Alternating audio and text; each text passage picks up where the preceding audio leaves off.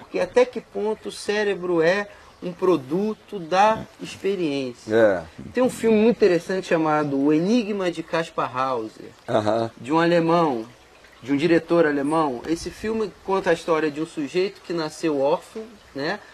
Um burguês o pegou para criar e jogou num quarto escuro. Ele cresceu num quarto escuro, sem qualquer contato com o ser humano, sem qualquer elemento de simbolização, só era colocado por baixo da porta a comida e a água dele, e ele viveu assim até a idade adulta.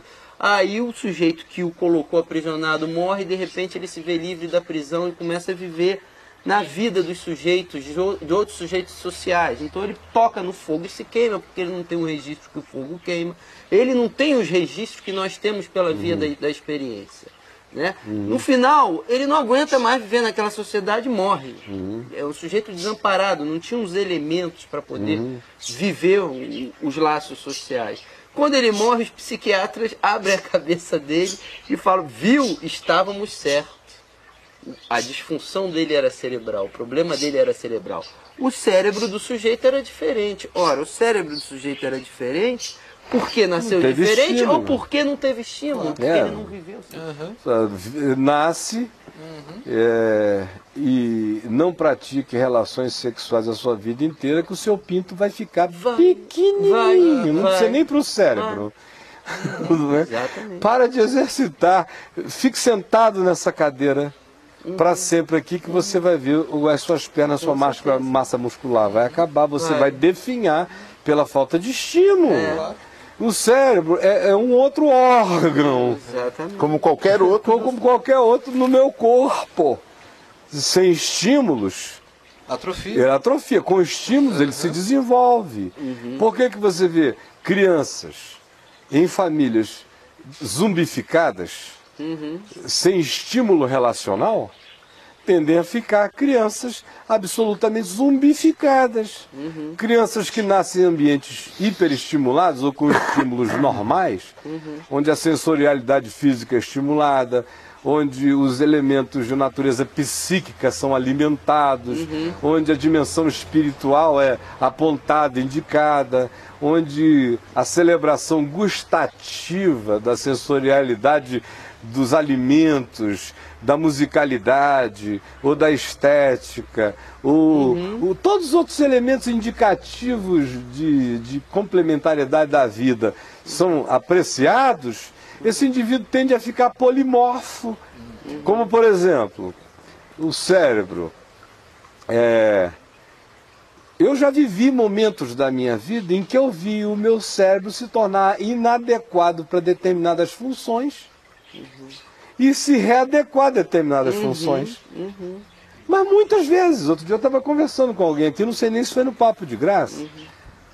Por exemplo, eu fiquei um período de uns 10 anos em que a minha única função na vida era ouvir gente pregar o Evangelho, em que eu era apenas apanhado em casa, levado para o escritório. No escritório eu tomava decisões, das decisões ia para o aeroporto ia para os estádios e pregava.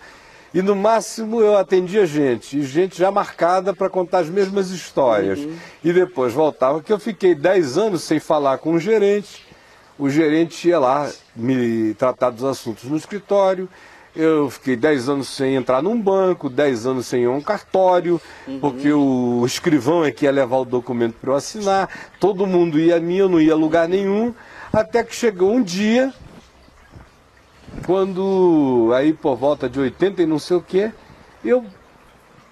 todo mundo, houve um recesso lá na Vinde, e todo mundo que fazia isso não estava, e surgiu uma situação emergente, em que eu tinha que sair correndo para o banco para resolver aquele assunto, depois ia um cartório, ia um monte de coisa, e de repente eu me vi no meio da rua, parando para pensar quais eram as sequências daquela coisa toda, algo que, por exemplo, em Manaus, onde eu fazia tudo, eu fazia sem nem pensar, já estava rodando no software. E eu não tenho nenhuma tendência a desativar softwares de programas dentro de mim, mas você veja como o negócio é sério. Deu ficar 10 minutos atarantado no meio da rua e levei um susto em como você pode se descondicionar. E um cara com todos, eu me considero do ponto de vista cerebral, um cara que recebeu a bênção de ter um cérebro que trabalha bastante no potencial dele. Mas eu estava ali parado, sem saber qual a direção. Abobalhado. Naquele dia eu levei um susto. Falei, nunca mais me deixarei ficar numa tipóia de supostos confortos, de maneira nenhuma.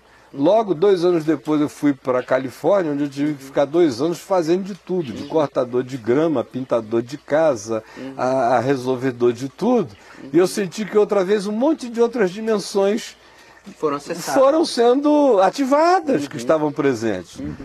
Em momentos diferentes da vida, o elemento circunstancial e cultural determina significativamente os estímulos que você admite ou não admite. Em admitindo-os, o seu cérebro é estimulado, e não admitindo-os ou não os tendo, são áreas de silêncio e de paralisia que vão se instalando, outras vão se hipertrofiando, algumas vão se hipotrofiando, e depois de um tempo, o próprio elemento circunstancial deflagrou mudanças nesse cérebro que não é fixo, mas mutante, que pode mudar para o bem, pode mudar para o mal.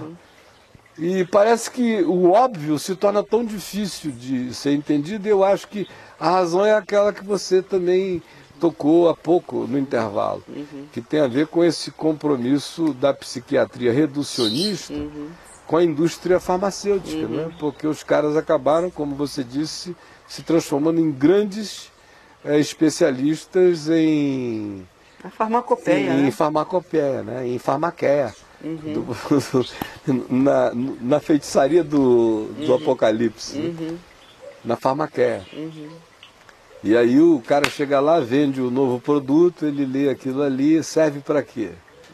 Aí vamos dar para esse cara. Tem uma importância enorme, a meu ver, no rito de passagem do tratamento.